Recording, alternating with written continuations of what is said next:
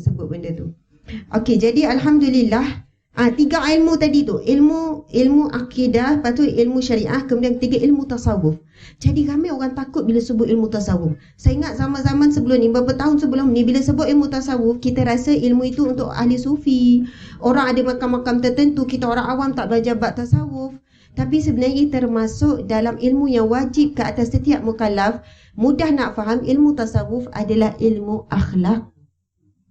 Sebab itu keutamaan antara menjadi orang yang alim dengan orang yang berakhlak mulia, keutamanya lebih kepada menjadi akhlak mulia. Sebab ramai orang boleh jadi alim tapi tak ada adab. Sebab itu ulama pewaris Nabi kalau tak ada adab, tak layak dia nak dikatakan sebagai pewaris Nabi. Dia banyak ilmu, dia ada PhD itu, sampai ada 4-5 PhD bab akidah contohnya. Saya ada PhD bab akidah, saya keluarkan buku banyak bab akidah. Tapi akhlaknya buruk, adabnya tidak ada. Sebab pewaris Nabi itu bukan hanya mewarisi ilmu, tetapi juga mewarisi akhlak Nabi, mewarisi perjuangan Nabi, mewarisi kezuhudan Nabi, mewarisi perjuangan Nabi sallallahu alaihi wasallam. Sallallahu alaihi wasallam, subhanallah. Jadi antara ilmu menjadi orang alim, menjadi orang adab, orang yang beradab sudah tentu dia seorang yang alim. Tapi belum tentu orang alim itu menjadi orang yang beradab. Kadang kerana ilmu yang banyak dia jadi riya, dia jadi sombong dan sebagainya. Subhanallah, na'udzubillah min zalik. Jadi ada orang tanya pula, ustazah nak belajar sampai peringkat mana ni?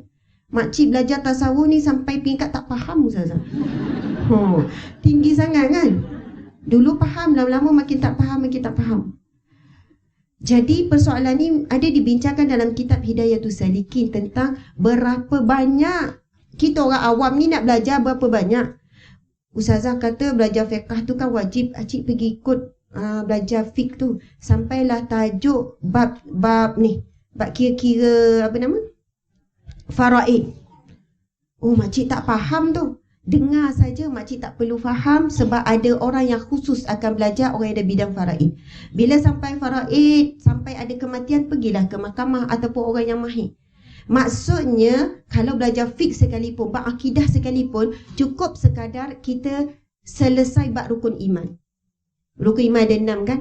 Nak belajar tinggi lagi, itu peringkat orang alim, orang yang menyampaikan ilmu, orang nak berijtihad dan sebagainya. Kita orang awam tak mampu nak belajar sebagaimana orang alim. Cukup keimanan kita ni kuat, teguh, tak ragu-ragu tentang 6 rukun iman tu. Subhanallah.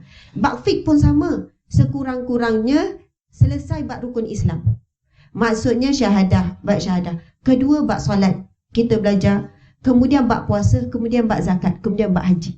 Maksudnya inilah keperluan untuk orang awam, selesai rukun iman, selesai rukun Islam. Tapi untuk orang mujtahid contohnya, untuk orang-orang yang berada di peringkat atas mufti, dia perlu lebih lagi. Dia perlu hafal hadis berapa banyak, dia perlu hafiz Al-Quran sekian, perlu mahir banyak lagi ilmu-ilmu yang lain. Jadi janganlah risau ustazah, rasa kalau mati ni cukup belum syarat saya ni menuntut ilmu. Jadi cukup kita tengok keperluan untuk rukun iman, rukun Islam, insya-Allah. Jadi ilmu tasawuf ni juga untuk kita, tapi peringkat tahap mana dalam Hidayatus Salikin ada menyebutkan cukuplah sekiranya belajar ilmu 3 ini bukan berapa banyak, tetapi ia membawa maksud selama hidup kita. Bukan isu berapa banyak ilmu 3 ni kita belajar, akidah, fiqh dan juga tasawuf, tetapi ia adalah satu ilmu sepanjang hayat. Faham ya? Maksudnya selagi mana kita mampu hadir majlis ilmu ataupun dengar melalui Facebook ke, YouTube ke, apa ke, maka kita perlu belajar. Sebab ada orang tua kata, ustazah, acik dah umur 80, kira cukup lah tu ya. Maksudnya bolehlah berhenti. Kalau kita mula berhenti menuntut ilmu ataupun belajar, kita umpama air yang bertakung, lama-lama berkeladak, betul kan? Tak boleh, kita kena sentiasa belajar sampai mati. Kita umpama air sungai yang mengalir, maka insya-Allah selagi mana air itu mengalir, air itu bersih. Ada sekejap kotor, ada binatang yang mati, ada orang buang najis, tapi sebab air mengalir, maka hati kita sentiasa akan bersih. Proses belajar sampai mati, bukan sampai ada PhD, saya tak payah belajar dan akidah. Saya dah ada ilmu ni, saya dah belajar ramai guru, kira dah terlebih dah ilmu saya ni, saya boleh berhenti. Tidak. Ia adalah pengajian sepanjang hayat. Mudah-mudahan kita mati sebagai talibul ilmi. Ini adalah kematian-kematian yang husnul khatimah, mati sebagai penuntut ilmu. Subhanallah. Jadi insya-Allah sedikit kita belajar tentang mutiara tasawuf ini insya-Allah. Jadi sekarang ni kita nak mula dulu kepada apakah itu ilmu tasawuf.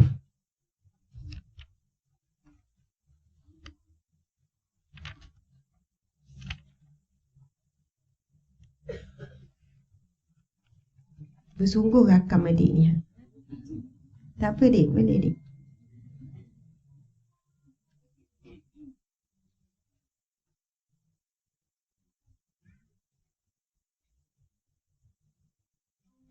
Subhanallah.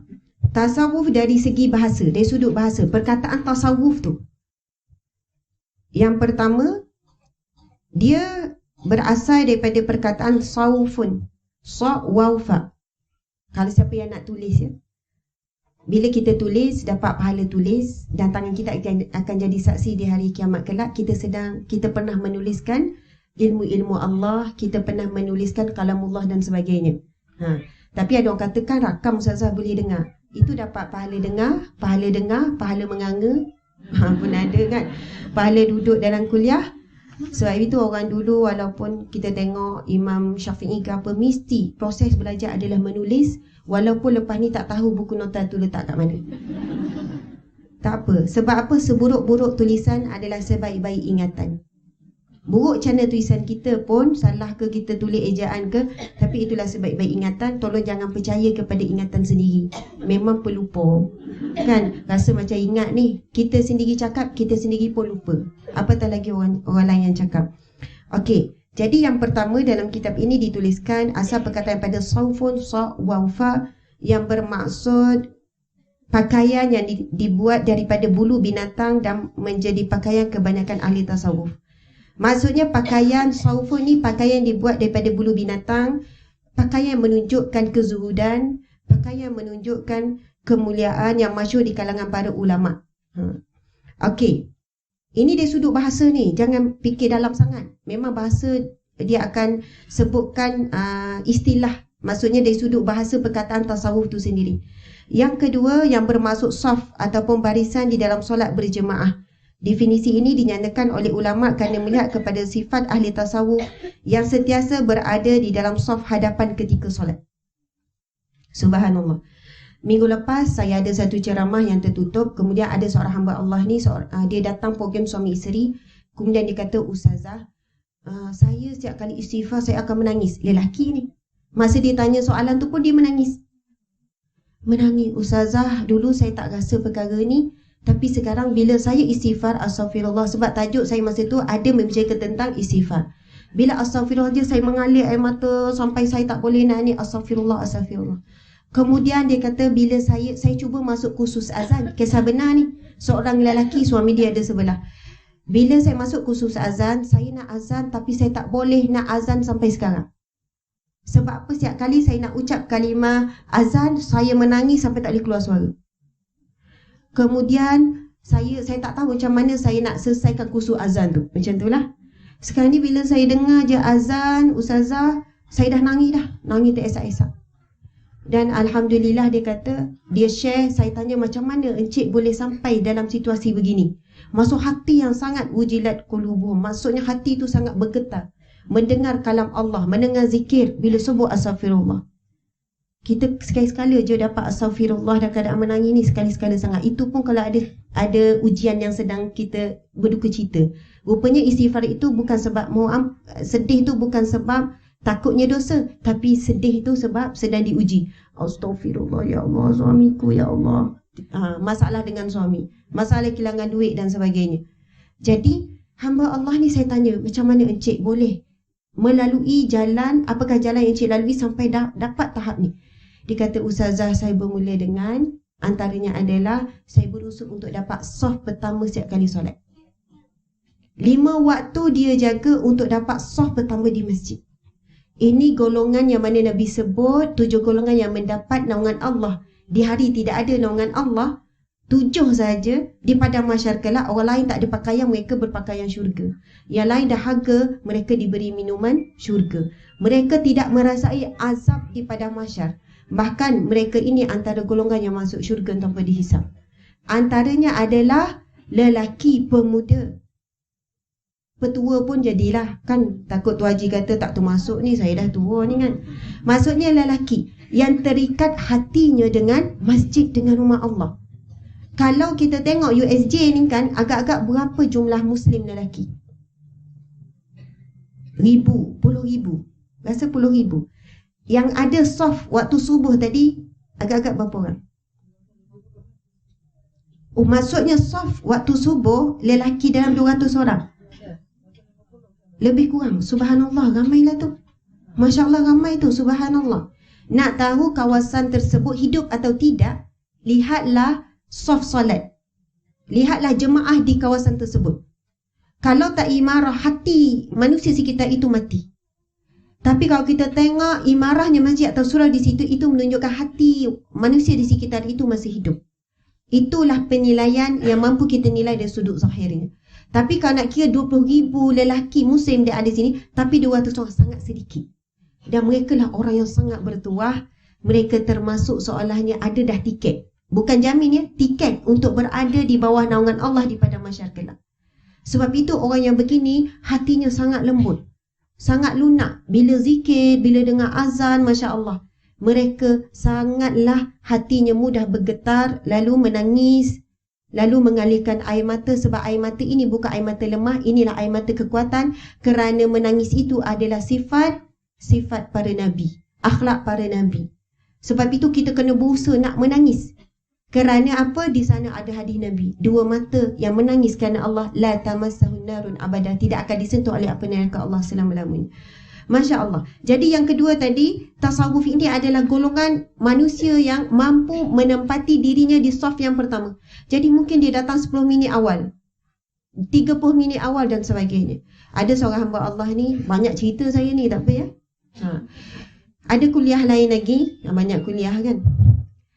Ada seorang hamba Allah ni perempuan, dia datang, dia nangis, lepas tu dia masa salam tu dia cerita sikit. Lepas tu dia bisik, Ustazah, saya Ustazah, kami diuji dengan pertama, bisnes kami jatuh merudum, kami rugi juta-juta. Maksudnya orang bisnes juta-juta ni kan. Kami diuji berjuta dan kami hampir bercerai. Bila masalah datang, lepas tu nak berpisah suami isteri.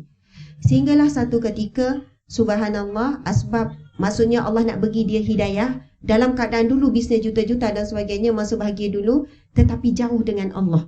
Tiba-tiba Allah jatuhkan, lalu ketika itulah mencari. Lalu kami mencari majlis-majlis ilmu, dan antaranya saya dengar ceramah ustazah, dengar ceramah ustaz tu sekian-sekian.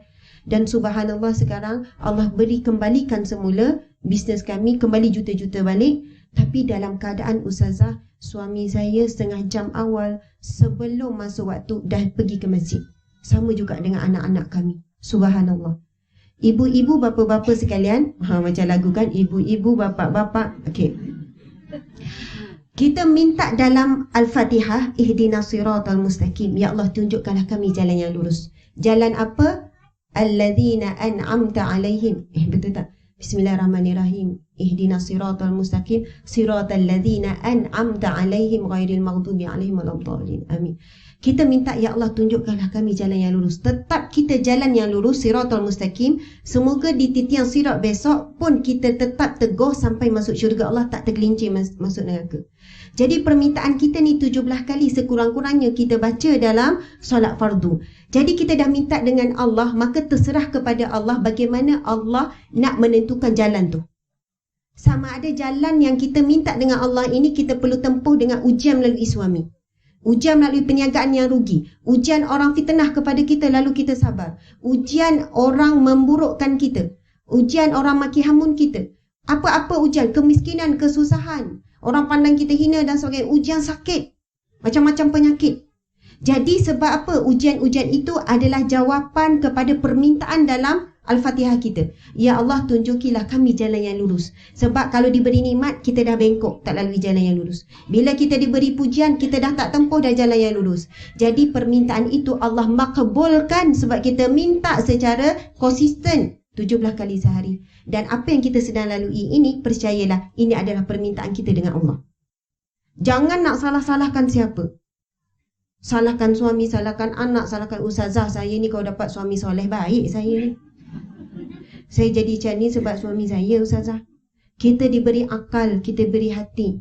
Jangan kaitkan keburukan kita disebabkan orang lain. Ustazah, saya kalau tak sebab diorang ni buat saya fitnah macam ni, saya tak ada menjawab macam tu dekat FB Ustazah. Saya jawab macam tu sebab diorang maki, saya maki balik. Subhanallah. Orang yang sedang memaki hamun kita, contoh, orang yang sedang menghina kita, ingatlah satu nama Allah, Allah yang muzil, Allah yang maha menghinakan. Jadi ketika itu kita kena menghisap diri, kita sedang dihina oleh manusia, hakikatnya Allah sedang menegur kita. Sebab manusia itu perantaran Allah saja, maka pilihlah untuk sabar, janganlah membalas penghinaan tersebut. InsyaAllah Allah yang mu'iz, Allah yang maha memuliakan, akan muliakan kita kembali. Bukan manusia yang memuliakan kita. Subhanallah. Lalu mintalah dengan Allah yang afu, ya ghafar, ya tawab, Allah yang maha pemaaf, yang maha pengampun, yang maha menerima taubat. Ya Allah, berikanlah ke dalam hatiku sifat pemaaf, ya Allah, maka aku maafkan mereka itu, ya Allah. Selalulah berdialog dengan Allah dengan asma'ullah. Kadang-kadang kita rasa hati kita sempit, ingatlah nama Allah ya khafid, Allah yang maha menyempitkan, maka Allah ya wasi', Allah yang maha melapangkan kembali. Allah ya wasi', Allah yang maha luas akan luaskan balik hati kita. Kalau kita buntu, ya Allah, kenapa ni ya Allah, tak boleh nak fikir ni ya Allah, mintalah dengan Allah ya Fattah, Allah yang maha membuka, ya Allah, bukakanlah jalan-jalan ya Allah, aku buntu ya Allah. Kalau ketika kita ni menagih-nagih cinta manusia, bang, sayanglah saya bang, bang hargailah saya bang, saya beranak, anak-anak tu, saya susah payah mengandung, melahirkan, saya susah payah, awak ni hargailah saya. Minta dengan manusia, semakin kuat minta dengan Allah, maka ketika itu kita fikir, kita ingatlah nama Allah ya Syakur, Allah yang maha menghargai, ya Allah berilah rasa menghargai dalam hati suamiku ya Allah. Ketika kita menagih kasih sayang daripada anak-anak kita yang mula lebih sayang menantu kita, kan daripada nikah dia lebih ni, kita pun rasa anak kita tak sayang. Ya Allah ya Rahman ya Rahim, ya Allah yang maha pengasih, yang maha pemurah, ya Allah berikanlah kasih sayang aku kepada anakku ikhlas kerana-Mu. Sebab kita bimbang, kita menagih kasih sayang anak, sebab kita sayang anak kita tu bukan kerana Allah. Sebab kita nak balasan daripada anak kita, balas balik kasih yang kita bagi dengan kita nak perhatian daripada anak. Takut kita jadi ibu yang rugi, bapa yang rugi sebab menagih daripada seorang anak. Biarlah kita menagih kasih sayang Allah. Ya Allah, biarlah dia anakku ini yang tak ajak pergi ke Turki, tak ajak pergi ke Australia, dia pergi dengan anak-anak, cucu, kecil hati lah ya Allah. Kita sebagai ibu kadang kecil hati kan, anak tak ajak kita pergi honeymoon, kita kan sakit lutut. Ya Allah, kena sedar diri lah kan, sakit lutut. Dia orang nak berjalan, orang muda bawa anak-anak kan payah. Kita pula duk sebut-sebut, dia orang pula pergi dalam keadaan kita tak reta, kan dia orang susah hati, betul kan? Allah sedang uji kita juga. Sebab tubuh badan ni kan antaranya pernah ditanya oleh Nabi SAW kepada malaikat maut, adakah kamu tak beri signal sebelum ambil nyawa?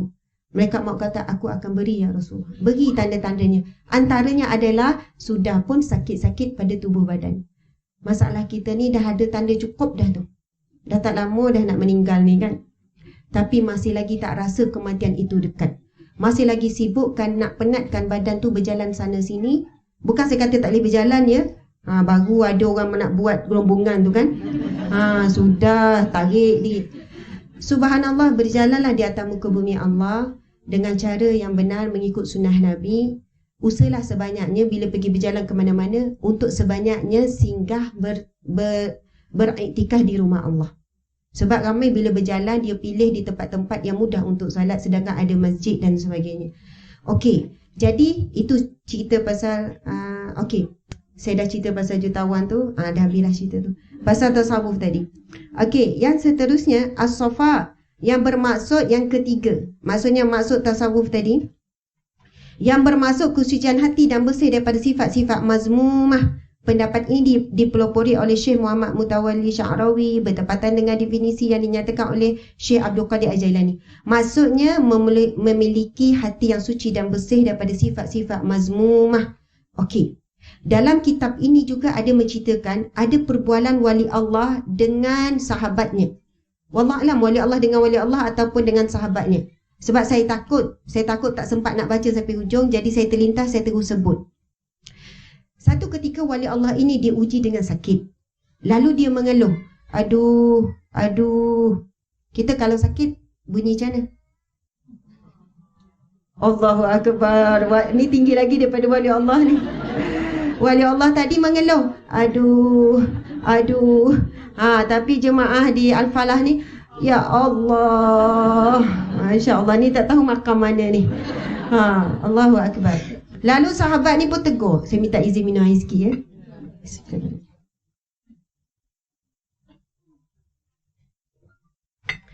Jadi wali Allah ni pun, sahabat dia pun tegur. Dia kata, wahai, saya tak ingat nama dia, nanti kalau jumpa kita baca. Wahai hamba Allah ataupun wali Allah, wahai syekh contohnya kan, tidak akan berada di tahap kecintaan kepada Allah selagi mana kamu mengeluh akan ujian Allah. Maksudnya ditegur wali Allah ni, sebab kamu mengaduh, aduh. Jadi kalau kamu mengaduhkan ujian Allah sakit ni, tak sampai tahap kamu ni mencintai Allah. Tahu tak apa jawapan wali Allah ni? Saya bila baca jawapan tu, ya Allah, meremang bulu roma. Jawapan wali Allah ini, dia kata, tidak sampai kecintaan yang benar-benar kepada Allah selagi mana kamu tidak menikmati ujian Allah. Macam faham tu. Rupanya yang dia mengadu-adu tu bukan mengadu sakit, mengadu nikmat. Macam kita minum air Milo ais kan? Tak sedap sangat, air fresh orange. Tapi dapat air ni pun Alhamdulillah. Kan? Fresh orange. Kita minum sedap, fresh orange pula segar. Minum, sedapnya. Soalannya, aduh.